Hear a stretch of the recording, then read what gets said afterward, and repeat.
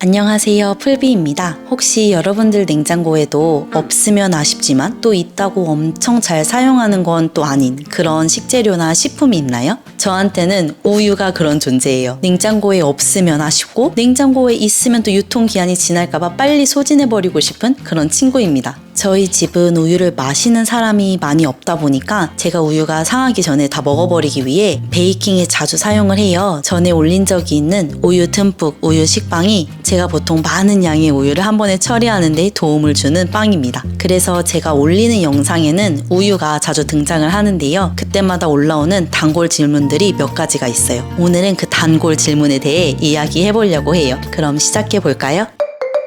우유를 꼭 사용해야 하나요? 물로 대체하면 안 될까요? 빵을 만들 때 물 대신 우유를 넣으면 당연히 맛이 더 좋아지죠. 근데 이때 우유를 조금 넣는다고 해서 빵의 풍미가 좋아지는 것이 아니라 실제로 사람의 미각으로 인식할 수 있으려면 우유를 사용할 때 물과 같은 양을 넣거나 아니면 탈지 분유를 사용해서 밀가루의 6% 정도를 넣어줘야 한다고 해요. 맛에 영향을 주는 것 외에도 유제품에 있는 유당에 의해 빵의 색이 더 노릇노릇하고 선명한 갈색 빛을 띠면서 왜 딱 봐도 맛있게 보이는 그런 빵으로 나오게 하는 효과도 있어요. 우유를 굳이 넣지 않고 마지막에 반죽 겉면에 살짝 우유를 발라주는 것도 비슷한 효과를 주기 위해서예요. 그렇다면 물을 사용하는 레시피를 어떻게 우유를 사용해서 만들 수 있을까요? 홈베이킹은 적은 양의 빵을 굽기 때문에 물을 사용하는 레시피를 같은 양의 우유로 대체해서 만들어도 크게 차이가 나지는 않아요. 근데 이거를 2배나 3배로 늘려서 만들 때는 같은 양의 우유나 탈지 분유를 넣으면 빵이 좀 쪼그라드는 현상이 나타날 수 있어요. 그 이유는 물 100g과 우유 100g에 들어있는 수분량이 다르기 때문이에요. 우유는 약 10% 정도가 유당, 유지방, 단백질 같은 이런 고형물로 이루어져 있기 때문에 같은 양의 우유를 넣어도 실제 반죽에는 10% 정도의 수분이 모자란 거죠. 그래서 물 대신 우유를 넣어서 반죽을 할 때는 한 10% 정도 더 넣어주는 것이 좋아요. 예를 들어서 레시피에 필요한 물이 100g이다 라면 우유는 한 110g 정도 넣어주면 돼요. 제 경험으로는 한 10g의 차이는 그렇게 결과물에 큰 영향을 주지는 않는 것 같더라고요. 저는 잘 차이를 느끼지 못했습니다. 근데 이거를 막 2배, 3배 늘려서 만들 때는 10%의 양도 적지 않기 때문에 차이가 느껴질 수 있어요. 그리고 또 탈지 분유를 사용할 때는 탈지 분유가 물을 흡수해서 반죽이 더 단단하게 나와요. 그래서 분유를 넣을 때는 물의 양을 더 많이 늘려줘야 돼요.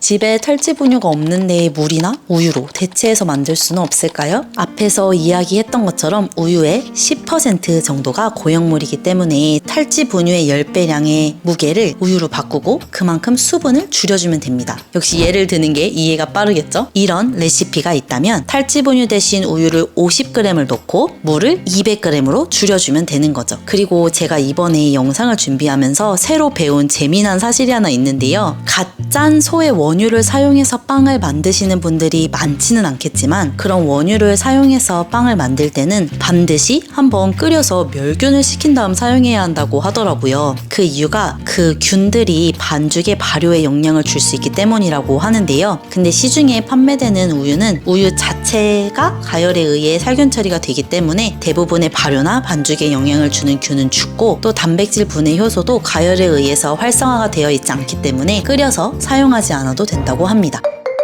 마지막 유제품 관련 단골 질문은 왜 탈지 분유를 사용하시나요? 인데요. 제가 집에서 굽는 빵의 한 끗 차이를 만드는 재료로 탈지 분유를 꼽았을 만큼 저는 탈주 분유를 자주 사용하고 애정합니다. 우유를 사용해도 전혀 상관이 없지만 제가 탈지 분유를 자주 사용하는 이유는 일단 우유보다 당연히 저렴하고요. 우유도 다른 베이킹 재료에 비해 막 비싼 재료는 아니죠. 그래도 한 번 식빵을 만들 때 150에서 한 200g 정도는 필요하기 때문에 꽤 많은 양이 들어가요. 두 번째는 가루로 되어 있기 때문에 냉장고에 넣지 않아도 된다는 거예요. 미국에 파는 우유는 왜 이렇게 사이즈가 다 큰 걸까요? 탈지 분유는 그냥 트롤리나 밀가루 옆에 같이 보관하면 되기 때문에 보관이 정말 편해요. 근데 우유는 떡하니 냉장고의 한 부분을 차지하기 때문에 우유보다 보관이 더 쉽다고 생각하는 것 같아요. 그리고 또 사용 기간이 길어요. 물론 탈지 분유가 다른 베이킹 재료에 비해서 그 소비 기간이 좀 짧은 편이기는 해요. 그래도 우유보다는 훨씬 깁니다. 베이킹을 꾸준히 하면 괜찮은데요. 가끔 삘 꽂혀서 베이킹하려고 딱 냉장고 열었는데 우유가 이 유통기한이 지났거나 아니면 맛이 가버려서 물을 써야 했던 경험 저만 있는 거 아니죠? 탈집 우유는 그럴 일이 거의 없습니다. 전에 영상에서도 보여드린 적이 있던 킹 아썰 베이킹 컴퍼니에서 나오는 드라이 밀크하고 그 다음에 밥스 레드밀에서 나오는 드라이 밀크를 저는 자주 사용해요. 두 개 다 빵을 더 맛있게 만들어주는데 굉장히 좋은 재료예요. 킹 아썰 베이킹 컴퍼니에서 나오는 드라이 밀크는 좀 시중에서 구하기 어려울 수도 있거든요. 제 지인들한테는 좀 더 자주 보이는 밥스 레드밀의 탈집 우유를 추천하고요. 그리고 요즘 가끔 타겟에 킹 아썰 베이킹 컴퍼니 웹사이트에서만 볼 수 있었던 베이킹 재료들이 많이 나오더라고요. 가까운 곳에 타겟이 있다면 베이킹 재료를 파는 곳을 한번 확인해 보세요. 오늘은 쉬운 재료 같지만 또 쉽지 않은 베이킹 재료 우유에 대해 이야기해 보았는데요. 다른 궁금한 점이 있거나 보고 싶은 영상이 있으면 댓글로 알려주세요. 오늘도 영상을 끝까지 시청해 주셔서 감사하고요. 쉽게 만들고 맛있게 드셨으면 좋겠습니다. 우리 그럼